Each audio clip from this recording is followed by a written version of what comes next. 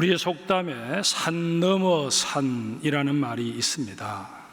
하나의 문제를 힘들게 이겨내고 나면 이제 모든 일이 형통해지는 것이 아니고 또 다른 문제거리가 나를 기다리고 있다는 그런 우리 일상의 삶을 표현하기 위한 말이라 그렇게 여겨집니다.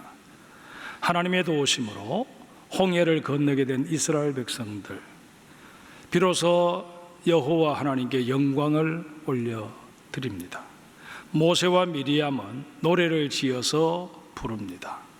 백성들은 그 노래를 따라 부르기도 하고 운율에 맞추어서 덩실덩실 춤을 추기도 했을 것입니다. 그러나 그 기쁨은 그리 오래 가지 못했습니다. 홍해를 건넌 후 사흘 길을 계속 광야를 걸어왔음에도 불구하고 물을 구할 수 없었습니다.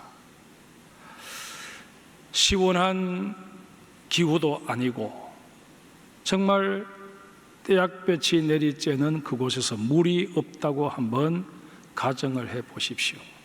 너무 힘이 들었을 것입니다. 그렇게 겨우겨우 3일길을 견디며 마라라는 곳에 도착을 했습니다. 그런데 감사하게도 거기 샘물이 있는 것이었습니다. 앞서 있는 몇몇 사람이 달려가서 그 물을 벌컥벌컥 들이켰습니다. 그런데 물을 마시기 바쁘게 물을 뱉고 토하고 난리가 났습니다. 물에 소금기가 너무 많아서 짜다 못해 쓰게 느껴질 정도였기 때문이었습니다. 억지로 참고 물을 삼킨 사람은 구토에다 복통을 호소해야만 했습니다. 더 심한 사람은 그 광야에서 탈수 현상까지 보이게 되었습니다. 극한 상황까지 몰리게 된 이스라엘 백성들 입에서 다시 불평이 터져 나옵니다. 눈앞에 물이 뻔하게 있는데 그 물은 마실 수 없는 물이니 그들이 더 흥분을 한 것입니다. 이에 하나님께서는 두 말씀하지 않으시고 그 쓴물을 단물로 바꾸어 주십니다. 일단 고비를 넘기게 된 이스라엘 백성들 계속해서 행군해서 엘림에 이르게 됩니다. 그 엘림에는 맑은 샘물과 종려나무 70그루가 자라고 있었습니다. 수경지로서는 최적지였습니다. 그러나 이 엘림이 그들의 최후 목적지가 아니었기 때문에 그들은 마냥 그곳에 눌러 앉아 있을 수 없었습니다. 다시 행군을 시작해서 신광야에 이르게 됩니다. 이 신광야는 민수기 33장 36절에 나오는 신광야와는 전혀 다른 곳입니다. 민수기 33장에 언급된 신광야는 가나안 땅에서 그리 멀지 않은 가데스 바네아 인근에 있는 광야였는데 반해 지금 본문에서 소개하고 있는 신광야는 시나이 반도 자편 해변가에 위치해 있는 광야입니다. 우리말로는 똑같이 신광야로 그렇게 번역이 되어서 혼돈이 됩니다만은 히브리어 원어 성경에서는 앞에 것은 신광야로 뒤에 것은 친광야로 그렇게 이름이 붙여져 있습니다. 아무튼 이 신광야에 이른 때가 애굽에서 나온 지 한 달 지난 때였습니다. 이스라엘 백성들이 애굽에서 나올 때 누룩을 넣지 않은 떡반죽을 급히 만들어 그릇에 담은 채 옷에 감싸서 울러매고 나온 게 그들이 가지고 온 양식 전부였습니다. 그것으로 용케 한 달을 버틴 것입니다. 그러나 이제 그마저도 다 떨어진 상태입니다. 메바논 광야에서 먹을 것을 구할 방도가 전혀 없었습니다. 이런 상황에서 이스라엘 백성들은 어떻게 했어야 옳았을까요? 하나님께 기도했어야 옳았습니다. 자신들을 애굽에서 구해 주셨고 홍해를 건너게 하셨고 그리고 마라의 쓴물을 단물로 바꾸어 주셨던 그 하나님의 전능하심을 믿고 또 자기들을 향하신 그 하나님의 사랑을 믿고 하나님께 우리에게 먹을 것을 다하려고 구했어야 옳았다는 것입니다. 그러나 이스라엘 백성들 그러지 못했습니다. 애굽에서 강제 노역에 시달리면서 뼛속까지 물들어 버렸던 노예 근성이 다시 머리를 쳐는 것입니다. 노예 근성의 가장 큰 폐단은 어떤 문제에 직면했을 때 어떻게 해서든 적극적으로 그 문제를 해결하려고 나서는 것이 아니라 그런 문제를 야기시킬 대상을 찾아서 그 책임을 전가하려는 태도입니다. 또한 자신들이 처한 이 상황을 계속 심소봉대하기 위해서 자신들이 지나온 과거를 미화하고 과장하는 잘못을 범하기 일쑤입니다. 옛날이 좋았다는 것입니다. 여러분들 중에도 지금 현재나 살아갈 날에 대해서 비전을 갖지 못하고 과거가 좋았다, 그렇게 계속 말하는 사람이 있다면 그 역시 노예 근성이 그 속에 자리하고 있음을 아셔야 할 것입니다. 지금 이스라엘 백성들은 이런 노예 근성을 그대로 표출해냅니다. 정말 한심하기 그지없는 모습이었습니다. 한 달 전까지만 해도 이들은 해방의 기쁨을 누리지 않았습니까? 하나님께서 애굽의 장자와 가축에 처음 난 것을 다 멸하시면서까지 이들을 해방시켜 주셨습니다. 그때 그들은 해방되어 나오면서 한호하고 하나님께 찬양을 올려드렸습니다. 홍해를 마른 땅처럼 건너고 자기들을 잡아가기 위해서 따라오던 그 애굽의 군대가 몰살하는 그 광경을 눈으로 목도하면서 그들은 벌쩍벌쩍 뛰면서 하나님께 감사의 찬송을 드렸습니다. 그러하건만 지금 애굽에서 노임 받은 지 얼마 되었다고 이들이 하는 말을 한번 들어보세요. 우리가 애굽 땅에서 고기 가마 곁에 앉아있던 때와 떡을 배불리 먹던 때에 여호와의 손에 죽었더라면 좋았을 것을. 무슨 말입니까?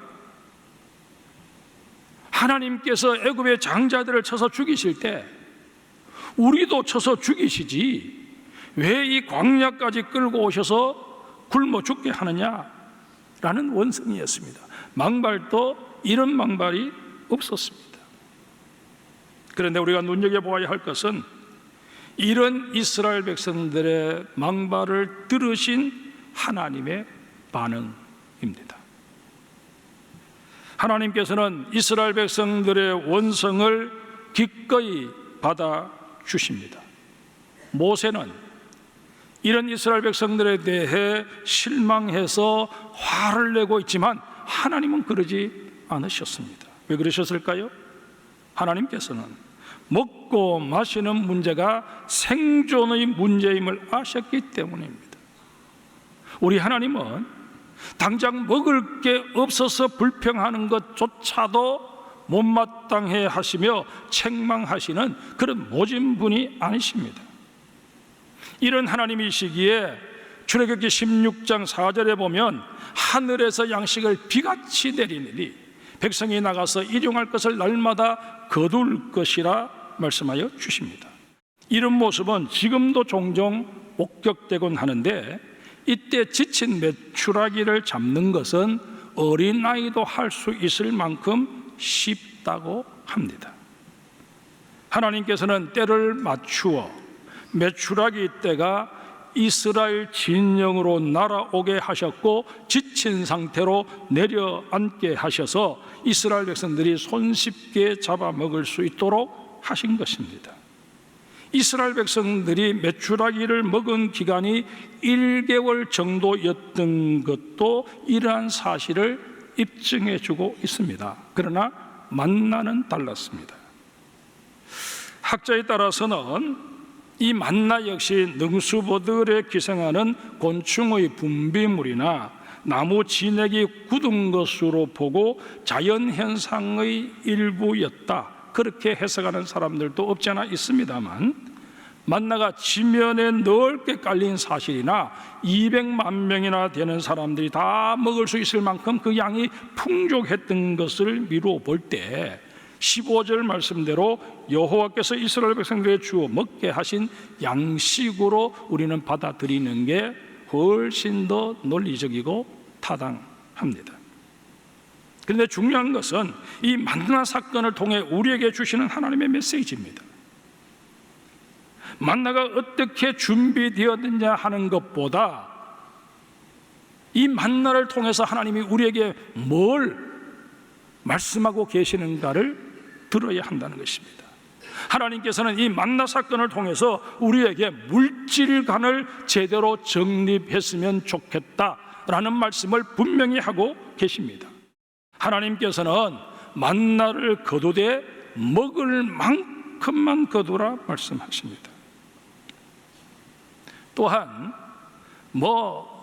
집에 10명의 식구가 있으면 10명이 그냥 다 나와서 막 만나를 그냥 막 밟으면서 그렇게 거둬들이라고 하지 않고 집안에 대표가 나와서 자기 가족 식구들 것을 거둬가라, 그렇게 말씀을 하십니다.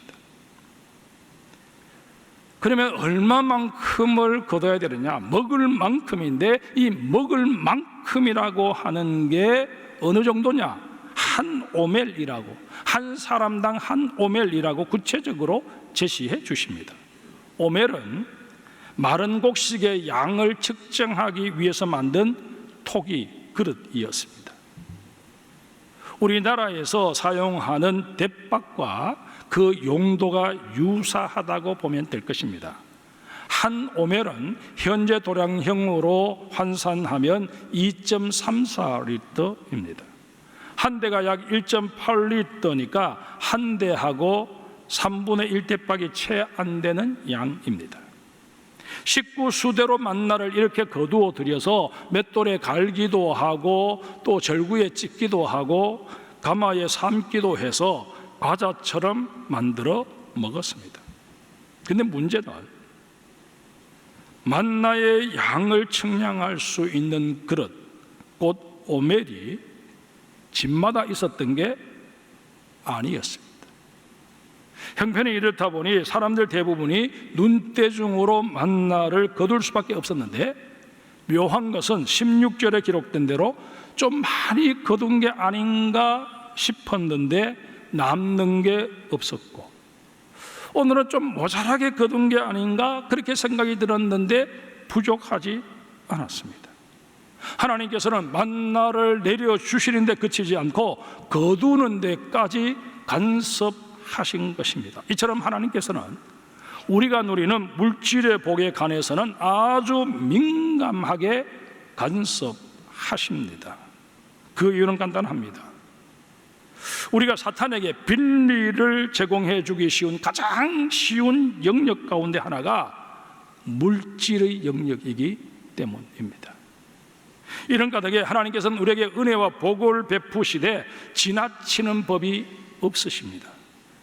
간혹 자율식당에 가면 이런 문구가 적혀 있습니다. 마음껏 드시되 제발 남기지 말아 주세요. 또 식당에 따라서는 남기시면 환경 부담금을 내셔야 됩니다 라는 구절들까지 적혀 있습니다. 저는 이런 글귀를 볼 때마다 하나님께서 이스라엘 백성들에게 허락하셨던 만나의 사건을 떠올리곤 합니다. 하나님께서 만나를 이스라엘 백성들에게 넉넉히 내려주셨지만 그렇다고 해서 욕심까지 내도록 허용하신 것은 아니었습니다. 그야말로 일용할 양식이 우리가 누릴 복임을 분명히 밝히셨습니다. 잠언 30장은 야게의 아들 아굴이 쓴 잠언입니다. 아굴이 누군지 또 그 아버지 야게가 누군지 전혀 다른 기록이 없어서 이들에 대해서 알 길이 없습니다. 하지만 아굴의 잠언을 분석해 볼 때 이 사람은 참 식견이 뛰어나고 믿음이 상당했던 지혜자였음을 확인할 수 있습니다. 우리가 통제할 수 있는 물질의 한계량을 의미합니다. 그러면 그 한계량이 얼마일까요? 이 한계량은 개인에 따라 다를 수밖에 없습니다. 단돈 10,000원에도 그 마음을 빼앗겨버리는 그런 사람이 있는가 하면 수천 수억을 가졌어도 그 물질을 잘 다스리는 사람이 있을 수 있기 때문입니다. 이런 까닭에 예수님께서도 우리에게 기도를 가르쳐 주시면서 너희는 일용할 양식을 구하라 말씀하십니다. 여러분, 이 주님의 가르침에 근거해 우리는 먼저 하나님 앞에 내가 먹을 것, 마실 것, 그것을 구하기 이전에, 또 내 삶에 필요한 물질을 구하기 이전에 그 물질을 담아낼 믿음의 그릇을 먼저 준비하게 해달라고 기도할 수 있어야 한다는 것입니다. 내가 믿음의 그릇을 준비하고 나면 하나님께서 하늘의 보고를 여셔서 그것을 채우심으로 말미암아 나를 이 땅에서 더 영향력 있는 청지기로 사용하실 것은 너무나도 명약한 일이기 때문입니다. 그러게 여러분, 무엇이 우선되어야 되고 무엇이 그 뒤를 따라야 하는 것인지 분명히 알고 기도하는 우리가 되어야 할 것입니다. 또 하나, 하나님께서는 만나를 거두되 비축하지 말라고 하십니다. 양식의 문제로 한번 불안을 겪은 이 이스라엘 백성들은 혹시나 하는 생각에 하루치 먹을 만큼만 거두라는 하나님의 명령을 무시한 채 이틀치 3일치를 거두어 항아리에 담아두었습니다. 비상식량을 비축한 것입니다. 이것은 어쩌다 보니 그렇게 남게 거둔 게 아니었습니다. 아예 계획적으로 작정하고 거두어 드린 것입니다. 이스라엘 백성들이 이틀치, 사흘치 만나를 거둔 데는 단지 욕심만의 문제가 아니었을 것입니다. 사람에 따라서는 매일 나가서 만나를 거두는 게 성가셔서 한 번에 걷어놓고 뭐 이틀, 3일은 쉬지 뭐, 그렇게 생각했을 수도 있겠지만 대부분은 오늘은 만나가 내렸지만 내일은 만나가 내리지 않을지도 모른다라는 불안감에 그렇게 했다는 것입니다. 심지어 많이 거두었을 때 하나님께서 말씀하신 대로 정말 그 만나를 못 먹게 되는지 한번 확인해 보고 싶은 못된 마음도 작용했을 가능성이 없지 않습니다. 그런데 중요한 것은 이 모두가 불신앙과 직결되어 있었다는 사실입니다. 우리가 하나님의 약속에 대해 의구심을 갖게 되면, 그리고 불신앙적인 태도를 보이게 되면 하나님의 약속이 내 인생에 성취되지 못하는 것은 말할 것도 없고 낭패를 당하기 일쑤입니다. 만나가 손상되는 일은 들판에서도 일어났습니다. 무리가 아침 일찍 만나를 거두어가고 나면 아침 햇살이 뜨거워지면서 만나가 다 쓰러졌습니다. 쓰러졌다라는 이 말에 해당하는 히브리어가 마사스인데 녹다, 사라지다, 흔적도 없이 사라지다 라는 뜻을 가지고 있습니다. 하나님께서는 이스라엘 백성이 필요한 만큼 거두어 드렸을 때 나머지 만나는 그냥 들판에 버려두신 게 아니라 햇살에 녹여버리셨습니다. 이것은 내일 아침 새로운 은혜를 부어주시기 위해서도 그렇게 하셨지만 그보다는 하나님의 은혜가 아무렇게나 버려져 사람들에게 짓밟히도록 버려두지 않으시려는 의도를 담고 있었습니다. 여기서 우리는 귀한 교훈을 하나 얻어야 합니다. 여러분과 저 지금까지 살아온 것 하나님의 은혜다 그렇게 고백을 하지 않습니까? 그렇다면 다시 한번 우리는 질문해 보아야 합니다. 내가 하나님의 은혜로 여기까지 살아왔는데 내 인생을 놓고 정말 하나님 앞에 온전히 영광을 돌리며 살아왔는가? 하나님께서 내게 주신 귀한 은혜와 귀한 복을 가지고 오히려 하나님의 영광을 가리고 죄 짓는 일에 그것을 사용해 버리지는 않았는가? 우리 자신들의 삶을 돌아보아야 한다는 것입니다. 하나님의 은혜라는 것, 받는 것도 중요하지만 내가 어떻게 그것을 갈무리하며 소중하게 여기고 그것을 통해서 하나님의 뜻을 실현해 갈 것인가 하는 것은 훨씬 더 중요한 문제입니다. 이미 하나님의 은혜가 내게 차고 넘치는데 더 은혜를 받기 위해서 하나님을 향하여 두 손 들고 계속해서 은혜를 부어달라고 기도할 것이 아니라, 하나님, 내게 주신 이 은혜를 내가 어떻게 잘 선용해서 하나님의 기쁨이 되고 하나님의 영광이 되며 그것이 하나님의 마음에 흡족해서 내가 이 땅에서 더 영향력 있는 존재로, 더 하나님께 크게 영광을 돌리는 존재로 살아갈 수 있을까요? 그 질문을 던지며 살아야 한다는 것입니다.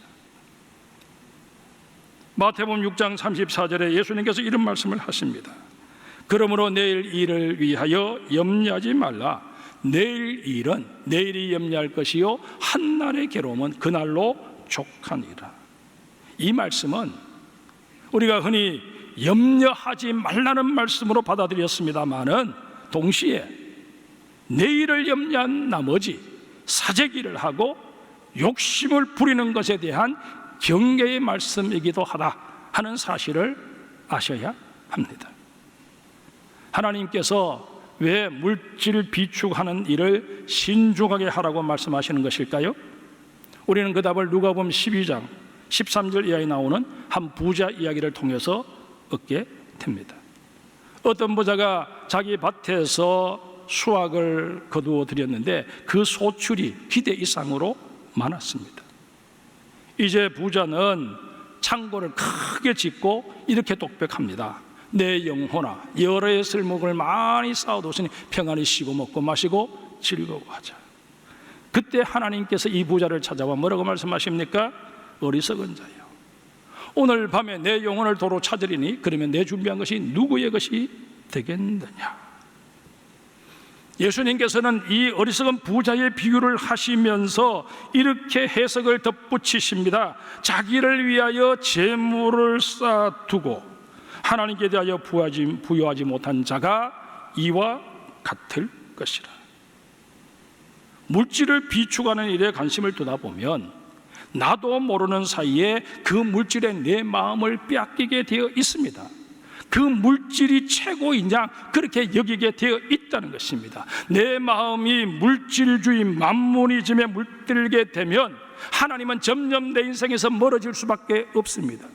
이제까지 내가 가펄스터 하나님 제일주의로 그렇게 살아왔다고 할지라도 물질에 대해서 내가 집착하기 시작하면 그 내 인생의 최고의 자리를 차지하던 하나님은 온데간데 없어지고 머니 퍼스트, 돈이 최고가 되는 그런 인생으로 변질해 버리고 만다는 것입니다. 여러분, 오늘 댁에 돌아가셔서 가계부를 쓰고 계시는 분들은 자기 가계부를 한번 분석해 보시기를 바랍니다. 한 달간 내가 벌어들이는 수익 가운데 어느 분야에 내가 제일 많은 지출을 하고 있는가? 자녀의 교육비에 내가 많은 지출을 하고 있다면 여러분, 자녀의 문제를 두고 기도하셔야 합니다. 하나님, 내가 자녀를 위해서 이렇게 많은 물질을 투자하지만 이 자녀가 내 인생의 우상이 되지 않게 하여 주옵소서. 또한 여러분들이 외식을 하는데 많은 돈을 사용하고 있다면 하나님, 내가 먹고 마시는 일에 너무 내 마음을 빼앗기지 않게 하여 주옵소서. 기도할 수 있어야 합니다. 정말 여러분들이 누군가를 돕고 주의 몸된 교회를 위해서 헌금한 그 액수가 얼마인지를 분석해 보시면서 과연 이것이 하나님께서 한 달간 나에게 주신 수익과 비교해서 적정한지 판단해 보셔야 합니다.